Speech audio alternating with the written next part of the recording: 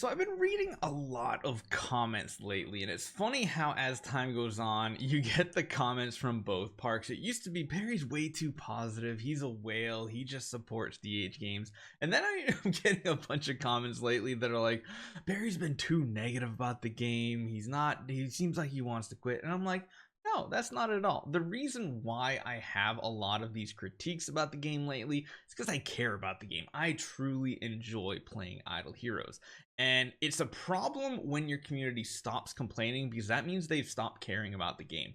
I still care immensely about this game and love everything about it. And today I want to go over some of those things that are just the best. Like it's what makes Idle Heroes the best game out there for the way that I like to play.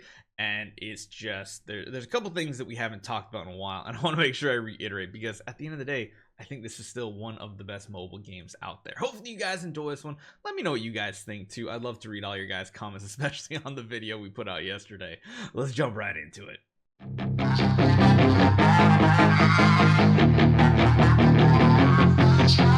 So first and foremost, I think we have to say immediately the best part about this game, in my opinion, is the art style. I have not seen another game out there on the market with an art style like this. Now, yes, they might take some artistic liberties from other creations that are out there when they are creating their characters. I mean, kind of look at like even older heroes like Penny. I mean, this is not a very original design, but what it is a very cool design that fits in with the aesthetic of the game. And again, I've really not found another game out there with as cool artwork as this.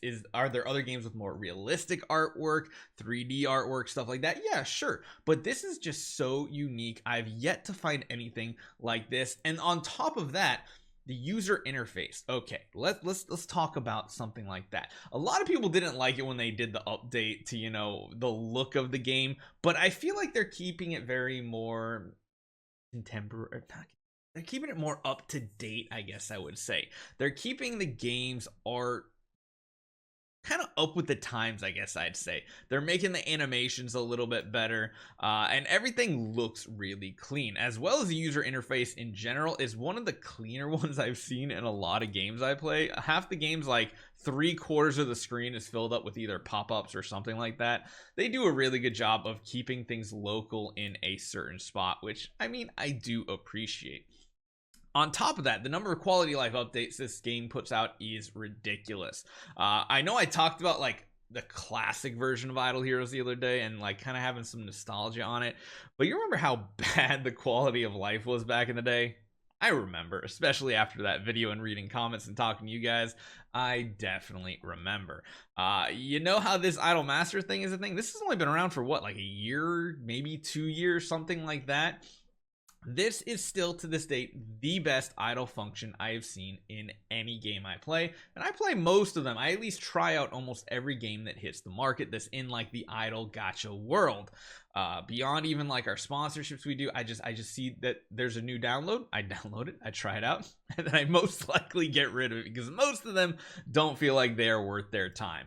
But the fact that you can do all this stuff and set it up automatically is just absolutely amazing. Literally, you just have to click one button a day. This right here is going to get like 90% of the way through all your content.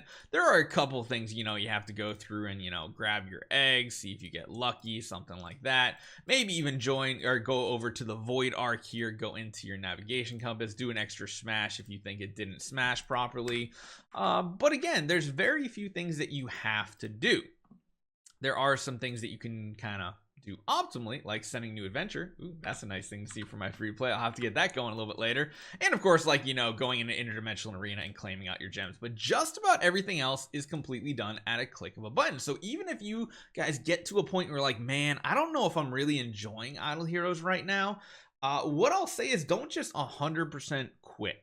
I'm telling you. Just literally open the app every single day. It takes like, what, 10 seconds to load the app. Hit the perform all button. Wait for it to do all the perform, hit confirm, and then just close the app. Because you know what? That is majority of your progress that you need to do. Beyond that, you can do some other things like, just come through and make sure you do your monthlies too once a month. You only have to do it once a month. There's a lot of things that you can get done and just kind of AFK on the game so that when you do return, you actually have a ton of resources sitting there at your disposal. Even just doing your monthlies and stuff like that, you're going to notice you get a ridiculous amount of profit orbs. You're going to slowly accumulate heroic scrolls, and then you're not playing on a daily basis where you feel like, man, I don't have any progression right now, which turns me into the next point that I absolutely love about this game now. Yes, there are about 1 billion power systems in the game, and free to play usually doesn't get to access very many of them right away, but what they do get to do is access them eventually, which makes their account progress so much faster. Heck, I even forgot to give her these 5 levels right here to get her up to level 350 after we defeated Death 100. On top of that, man, this quick upgrade button's kind of goofy. Beyond that, we have awakenings, which again, if you're not gonna get like that A tier hero unless you're lucky. But if you do play smartly, you can get a A tier hero with some luck from a B plus crystal and get some good progression. Beyond that, there's higher tiers of gear now that give you better progression. There's higher tiers and better artifacts that get you progression. There's higher tiers of soul stones that can get you progression. Heck, you can even get up to mythic skins, which give you more stat bonuses. The only one that I'll say I don't necessarily like is probably the treasure train. Void imprinting I like. I still like Tree of Origin. Even Destiny Transition is not bad because there are free-to-play players out there that have like Destiny Transition 3 to 5 heroes, and they're making a ton of progress compared to the old days. The speed which you build heroes has gone up. Remember this year, this Eloise we built to E5 like in under 2 weeks? Yeah, that's pretty crazy because even like a year ago, it took like a month, maybe 3 weeks to get your first E5 hero if you're still playing smart and not like feeding off bad copies. But the rate that you go through the game has accelerated. There are a couple things, like account level still kind of throttles you a little bit because even us, like, we're basically just sitting in the campaign where we could make progress just because we don't have the account level just yet. But there's just so many good things about this. Beyond that, this is one of the few games that I've been playing that has like really good guild battles, things that make guild matter. A lot of games you're just joining a guild so you can get own resources for yourself, but in this game there's also game modes where you guys can actually compete with others and have strategy built to try to get your best rankings and such. Beyond that, we have PvP, which this is somewhere you're probably not going to participate in much, but even if you get some participation in, you can still come down to the store and get some really good skins that you might not be able to get your hands on without spending real money. So these things can add up. You can get these ace tickets, and then you can buy the festival skins, which are usually completely unavailable to free to play. So that's just another example of things that free to play now has access to that never used to.